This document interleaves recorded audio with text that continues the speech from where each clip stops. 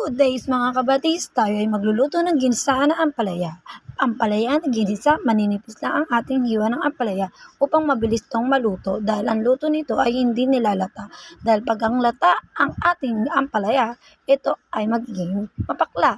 Kamatis, 2 kamatis, 8 ang isa, hiwain pero kahit mahal, bibilin pa rin katulad ng sibuyas. Hiwain ang sibuyas sa gitna upang maggamit ang 1 kalahati. At susunod natin dito ay ang ating bawang, 2 cubes lang ng bawang, hiwain lang din. At ang isusunod natin dito ay mamaya ay ang mainit na kawali na may mantika. Maggisa tayo ng bawang, sibuyas, at ating mga kamatis. Hayaan lang natin magluto at mangamoy ang aroma ng ating bawang, sibuyas at kamatis at magkulay ang kamatis sa ating mantika para maganda naman ang kulay ng ating ampalaya.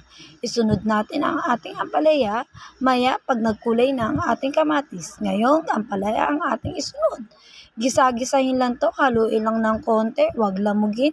Isunod natin ang ating eggs.